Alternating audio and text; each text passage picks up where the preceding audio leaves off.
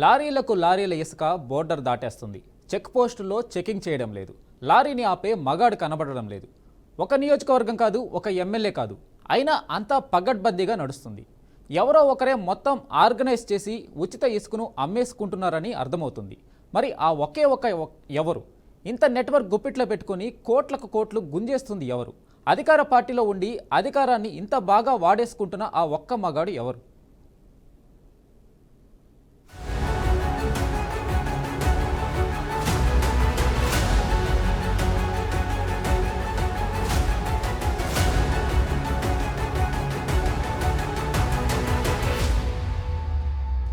కృష్ణా తీరంలో ఇసుక తోడేస్తున్నారు. ఎక్కడి వాళ్ళు అక్కడే ఉన్నా లారీలకు లారీలు రాత్రికి రాత్రే బోర్డు దాటేస్తున్నాయి. రోజుకే కోట్లు వచ్చి పడుతున్నాయి. ఉచిత ఇసుకని బోర్డు పెట్టుకోవటమే సరిపోయింది. ఇసుక మొత్తం అధికార పార్టీ అర్పణం అయిపోతుంది. మరి విజయవాడ చుట్టుపక్కలున్న ఇసుకంతా తోడుతున్నది ఎవరు? ఆయా నియోజకవర్గాల ఎమ్మెల్యేలని అన్నారు ముందు. వాళ్ళ వాటా వాళ్లకు ప్రశాంతంగా వచ్చి చేరుతుందట. మరి అసలు మొత్తం నడిపిస్తుంది ఎవరు అని ఆరా తీస్తే ఇప్పుడు విజయవాడ ఎంపీ కేశినేని చిన్ని పేరు వస్తోంది. ఆయనే మొత్తం నెట్వర్క్ అంతా నడిపిస్తున్నట్లుగా చెప్పుకుంటున్నారు.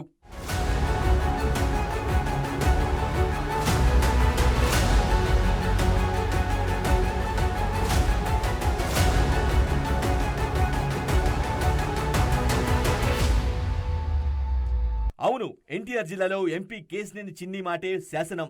చెప్పిందే వేదం అన్నట్లుగా నడుస్తుందంటున్నారు. ఇసుక రీచులు, అనఫిషియల్ రీచులు అన్నీ ఆయన కన్సర్న్లోనే నడుస్తున్నాయంటున్నారు. ఇంకెవరు టచ్ చేయకూడదని ఆర్డర్లు పాస్ చేసి మరీ ఇసుక వ్యాపారం చేసుకుంటున్నట్లు ప్రచారం జరుగుతుంది. ఆదాయం మొత్తం నాకే రావాలి, వచ్చిందంతా లెక్కలు తీసి అధికారులకు పోలీసులకు ఇవ్వాల్సింది పోను ఓటాలు వేసి ఏరియా వారీగా లెక్కలేసి ఎమ్మెల్యేలకు నేనే పంపిస్తా. ఇదే కేశినేని చిన్ని చెప్పిందనే టాక్. జగ్గయ్యపేట, నందిగామ, మైలవరం, ఇబ్రహీంపట్నాలతో పాటు అటు పెనమలూరు, అవనిగడ్డ వైపు నుంచి కూడా అంతా ఈయనే చూసుకుంటున్నారట. ఇంకా ఓపెన్ కాని రీచ్లు కూడా వీళ్లే ఓపెన్ చేసుకుని ఇసుక లోడ్ చేసేస్తున్నారని చెప్పుకుంటున్నారు.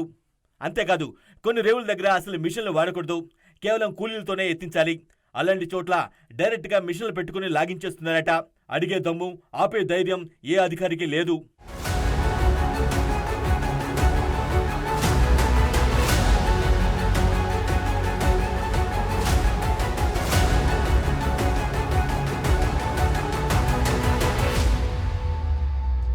లెక్కల్లో ఉచిత ఇసుక, ట్యాక్సులు, రవాణా ఛార్జీలు చూపిస్తున్నారు. కానీ లారీలన్నీ పోయేది హైదరాబాద్, తెలంగాణకు. మంచి రేటుకు అమ్మేసుకుంటున్నారని చెప్పుకుంటున్నారు. కోట్ల రూపాయలు రోజుల్లోనే వచ్చి పడుతున్నాయంటున్నారు. అయితే కేశినేని చిన్ని నుంచి వాటా వస్తున్నా సరే కొంతమంది ఎమ్మెల్యేలకు అసంతృప్తిగానే ఉన్నారట. ఎందుకంటే ఆయన డిసైడ్ చేసిన షేర్ తీసుకోవాల్సి వస్తుందనే బాధ అంటున్నారు. అందుకే కొందరు ఎమ్మెల్యేలు ఈ విషయంలో చిన్నితో విభేదాలు వచ్చి మాట్లాడడం మానేశారట. అయితే ఎన్నికలప్పుడు ఎన్టీఆర్ జిల్లా అంతా చిన్నియే ఎక్కువ భాగం ఖర్చు పెట్టుకోవడంతో ఇప్పుడేమీ అనలేకపోతున్నారని ఎమ్మెల్యేలు చెప్పుకుంటున్నారు. ఒకవైపు చంద్రబాబు నాయుడు వార్నింగ్లు ఇస్తూ నటిస్తున్నారో లేక సీరియస్గా చెప్తున్నారో తెలియదు కానీ దానిని పట్టించుకున్న నాథుడే లేడు, శివనాథుడే లేడు. వాళ్ళ మాటలు వాళ్ళివే, వీళ్ళ లారీలు వీరివే అన్నట్టు ఉంది పరిస్థితి. ఇంత ఆత్రంగా దోచుకుంటున్న వీరిని చూసి జనం ఆలోచనలో పడ్డారంటున్నారు. వాళ్ళని కాదని వీళ్ళకి వేస్తే వాళ్ళని మించిపోయారు గాని ముక్కుడు వేలేసుకుంటున్నారట.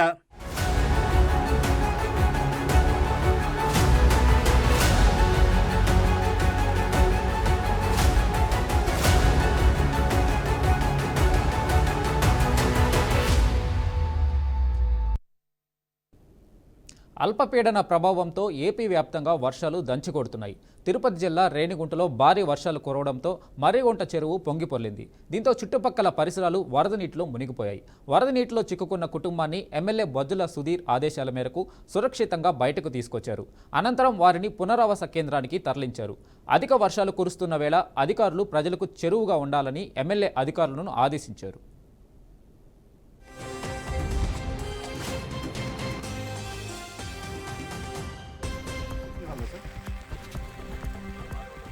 సార్ మీటింగ్ హాల్ బాగానే ఉంది సార్. బాత్రూమ్ అవైలబిలిటీ అన్నీ ఉన్నాయి సార్.